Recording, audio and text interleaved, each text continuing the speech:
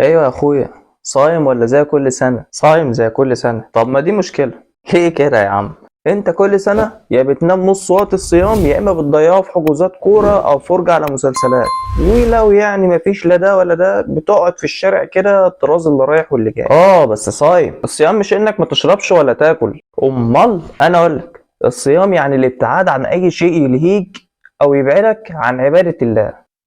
قصدك يعني احبس نفسي في الجامع اصلي واقرا قران وبس كده؟ ما قلتش كده. انت اكيد عندك حياتك، ان كانت شغل او دراسة او الاتنين سوا، ربنا يعينك. والله ادعيلي، انا طالع عيني. هون على نفسك وسط وقت الشغل او المذاكرة بذكر ربنا. وقت الصلاة جه تسيب اي حاجة في ايدك وتروح تصلي. صلي وادعي باللي تتمناه. طلع كل الطاقة السلبية اللي جواك في هيئة دعاء وشكوى إلى الله. هحاول والله يا صاحبي زي ما بحاول دايما، بس في حاجة كده بتشدني أو بتمنعني، أو بمعنى أصح بتلهيني لما باجي أصلي أو أدعي ربنا. تفتكر إيه السبب؟ إحنا في زمن الصح فيه بقى قليل وشبه معدوم. الفواحش بتكتر حوالينا ومتشكلة في أنواع كتير جدا، وللأسف محوطانا إن كان سوشيال ميديا أو في الشارع. ولما احنا بنستسلم لده وبنهيئ لنفسنا إنه عادي بنتعمي عن الطريق الصح. فبالتالي انت محتاج عزيمة كبيرة قوي قوي قوي انك تغيرها من الفواحش للتقوى.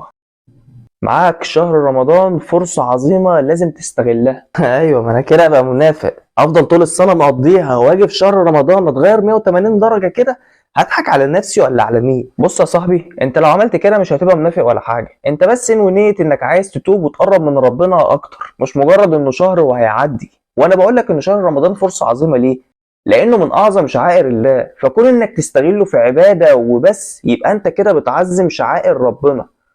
وبص تلقائيا كده هتلاقي قلبك طوعك وهو اللي هيشدك للصح. بسم الله الرحمن الرحيم. ذلك ومن يعظم شعائر الله فإنها من تقوى القلوب. الموضوع صعب قوي يا اسطى. انا واحد عايش على لعب وفرجة وسماع اغاني اشكال والوان، ازاي في شهر واحد اقدر اغير كل ده؟ انا نفسي والله، بس زي ما قلت لك كل مرة بحس ان في حاجة ناقص. الجهاد. ايه؟ انك تجاهد، تتحمل على نفسك وتتحدى اي ظرف يمنعك عن طريق الهداية، وتكمل معافرة ومجاهدة لغاية ما تستقيم على الطريق.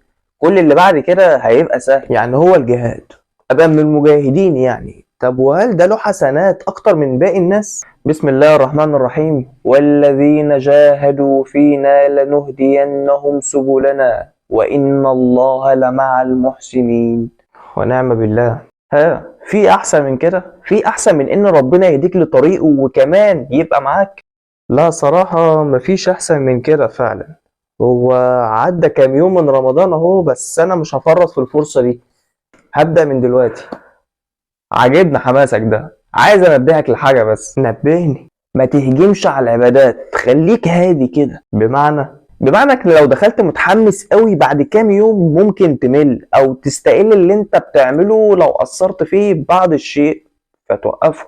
يعني كله على الهادي، على الهادي خالص. رتب دنيتك والتزم بيها من غير ضغوطات. في حاجة تاني، شيطانك مش هيسيبك. يعني لو لقيت نفسك التزمت يومين ورجعت استنى، طب ما هو ده اللي بيحصل كل مرة لغاية ما يأست. المرة دي بقى ما تيأسش. لما يحصل لك كده جدد عزيمتك وابدأ جهاد من تاني. حط قدامك الفوز الأعظم اللي هو السير في طريق ربنا، طريق جنة عرضها السماوات والأرض. فاوعى تسمح لأي حاجة تعطلك أو تشغلك عن ده. بإذن الله هقدر أعمل ده. بالمناسبة اعمل ده ابتغاء مرضات الله وإنك تكون من خير عباده الصالحين، وبإذن واحد أحد هترتاح دنيا وآخرة. انا عمال متوضى يكون انت قلت لهم بقى يدفعوا لان الريتش واقع خالص يابا.